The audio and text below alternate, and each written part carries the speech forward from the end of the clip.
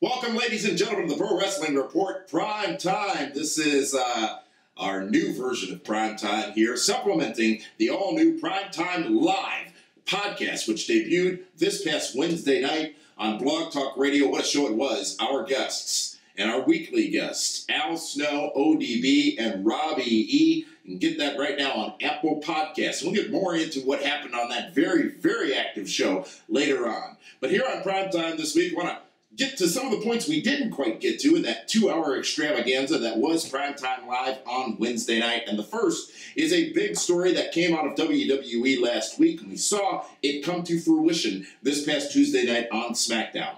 That being that JBL, John Bradshaw Layfield, has decided to leave his weekly role, his weekly duties on SmackDown to pursue other charitable interests, which obviously can't knock him for that. But after some years, I believe about 5 years of being on regular weekly WWE programming, JBL stepping back and filling his role and playing double duty now on both Mondays and Tuesdays is the very, very capable Corey Graves. So, if you may not recall, JBL came back into the commentary fold for WWE after Jerry Lawler's heart attack scare, which I believe was in September of 2012. JBL has been a staple on SmackDown pretty much ever since, and whether you like, love, or hate his commentary, you can't deny that JBL is a wrestling legend. In fact, he is a wrestling god. And I, for one, am going to miss him on a weekly basis. However, I want to make clear that Corey Graves is absolutely tremendously fantastic on commentary and is a welcome addition on Tuesday nights on SmackDown. And I'm even wearing my Corey Graves blue sports coat in honor of his debut on SmackDown this past Tuesday night. Some people have been critical of the fact that he is doing both Raw and SmackDown. Some saying maybe it doesn't differentiate the brands as much as it should. Well, I don't really care. It's good commentary. He provides a great heelish approach to commentary, and I think that he is a good fit for both Mondays and Tuesdays. Now, JBL not completely done with commentary in WWE, in a statement he released on social media saying he will indeed still participate in the marquee WWE events, such as WrestleMania. So, JBL now a special attraction as well. He should be, and doing some really great things with charity work. Now, this was fairly immediate, though, which leads to some questions about how long WWE knew about this and what kind of plans they were putting in place to address it. Some thought maybe Renee Young would step in. Others thought that others could step in on a weekly commentary basis for SmackDown. I think Corey Graves was the right choice, the best choice, and will be as good as he was this past Tuesday night on SmackDown as well. Corey Graves, I think if you look at the time he's been doing commentary for WWE, of course starting in NXT, he has been absolutely better than one would have thought he could have been. He has rolled into the role very, very easily and has delivered on a consistent basis week after week after week. Received some accolades from good old JR, Jim Ross, friend of the program, on his podcast this week as well. Look, having done wrestling commentary for many an event, I can tell you, it's not as easy as people think it is, especially when you're being produced, as a lot of the WWE commentators are. And to follow that action not only for 3 hours on Monday nights, but 2 hours on Tuesday nights, and during a pay-per-view now for both brands, another 3 or 4 hours every couple of weeks. Not only does it strain the vocal cords, but it strains the brain as well. And Corey Graves deserves some admiration for stepping into that role. We didn't talk about that on the Primetime Live podcast, so wanted to make sure we covered it here. One thing we also didn't talk about on the Primetime Live podcast was, I guess you can call it the return of the Nature Boy, Ric Flair, who took to Twitter to do a, I guess, return promo, indicating that he is back out of the hospital, out of the scare, the medical scare that he had a couple of months ago, a couple of weeks ago. Things weren't looking good for Rick for a time there. Now Rick out looking as good as he can, one would say, after being hospitalized with so many intestinal issues and so many problems. Ric Flair back. You saw that promo on Twitter. You can see it also on the Pro Wrestling Report Twitter page. That's at PWR Show on Twitter. Again, at PWR Show on Twitter, where we have retweeted Rick's comments. Really, really good to see Rick back. and there have been some good graphics, memes, and Twitter posts and social media posts about the return of the Nature Boy to, well, I mean, he didn't go away, but returning and I guess kicking out of his hospital stay at a very, very long 2 count there, ladies and gentlemen. Ric Flair back, good to see. You know, another situation, folks, we did talk about on Primetime Live. Again, you can catch that Wednesday nights, 8 o'clock p.m., live on Blog Talk Radio. That's blogtalkradio.com/PWR. You can also get the podcast version on Apple Podcasts. Again, all of that available to you right now, blogtalkradio.com/PWR. Was Jeff Jarrett. Jeff Jarrett indefinitely gone from Global Force Wrestling. Jeff Jarrett, the story is... Let me see, how do I put this? The story has not been widely addressed publicly, at least by Anthem Sports, the parent company of Global Force Wrestling, formerly TNA, as to why he's gone. We have heard some things. We're not going to get into that right now because there's some personal things apparently going on with Jeff Jarrett. As a matter of fact, that was their statement, that he was leaving due to personal reasons. And, you know, Jeff Jarrett, he's a survivor. He has gotten through so many different periods in this business, and I'm sure he's going to come out on top and be involved in something again. In fact, just today, Jeff Jarrett put out some social media information, changing his profiles on both Instagram and Twitter, indicating that he is not only taking bookings, but he's also got several new projects on the way, saying he's really looking forward to things to come.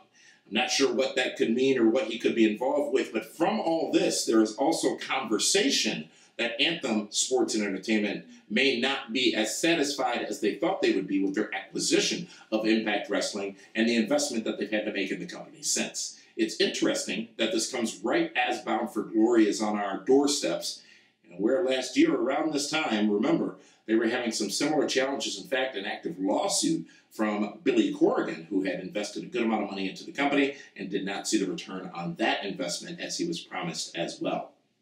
We hope that TNA Impact Wrestling continues through this, gets through this, and survives through this. However, in this situation, it is not as clear as one would like it to be that they're going to be able to do so, because who's next? If they need a bailout, if somebody's going to save them, if you will, who will it be this time? And if it ends up being what it almost was last time, that being World Wrestling Entertainment, who may have some interest in their tape library, especially for the WWE Network. And if you look at the stars they have now for future releases of some specials and stories, I would say, on like a Samoa Joe and AJ Styles, even some of Sting and Kurt Angle's footage could be valuable for WWE, especially when you consider the price would probably be pretty dang on low. But if they were to do that, one would imagine that they're not going to roll GFW and Impact Wrestling onto their weekly programming schedule on the WWE Network because, well, they've got a lot already, and I'm not sure they need more in that regard. But who knows? Perhaps it could happen.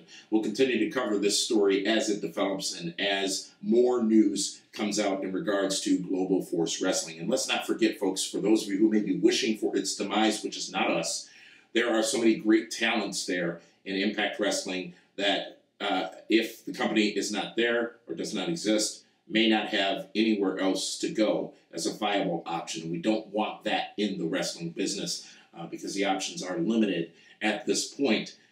But we'll see what happens over the course of the next few weeks from Global Force Wrestling, GFW, in their quest to survive. And Bound for Glory could be in jeopardy, folks. We'll see what happens. So as we said, this is Prime Time. I guess it's sort of an extra update edition because we gave you 2 hours live on Wednesday night. And if you didn't check that out, you must do so. Al Snow gave his perspective on Braun Strowman and specifically the matchup between Braun Strowman and The Big Show from this past Monday night's WWE Raw in Be the Booker. He and David Hero talked about the reasoning behind the match, why Braun Strowman won, and why he had to do what he had to do after the matchup, that throwing Big Show through the cage, and what that means for what we might see this upcoming Monday night on WWE Raw.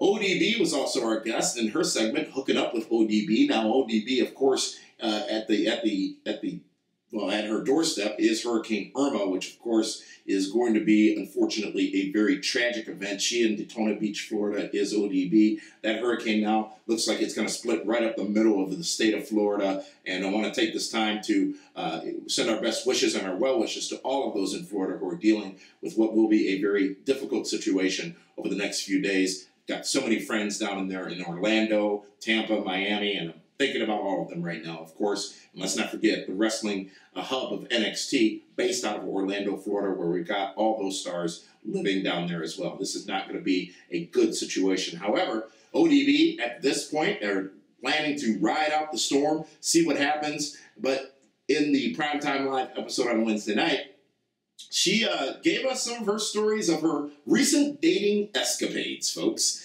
And we found out that on a weekly basis on Primetime Live, again, Wednesday nights at 8 o'clock p.m. Central Standard Time, blogtalkradio.com/PWR, and ODB is going to be taking your calls live and also responding to your inquiries via social media and email about dating advice. ODB is going to be giving you dating advice. So if you're dealing with a situation, you've got a girl, you've got a boy, and things may not be working out the way you want them to, ODB can guide you through it in a way that only she can, folks. That's by joining us live on Wednesday nights at Primetime, on Primetime Live. And that number you can call. Write it down, folks. Get ready. Write it down. 877-317-9772. Again, that's 877-317-9772 to hook up with ODB. If you want to do so in advance and you're not available to join us on the live broadcast, simply hit us up on Twitter at PWR Show. Again, that's at PWR Show on Twitter, or even ODB directly at the ODB BAM.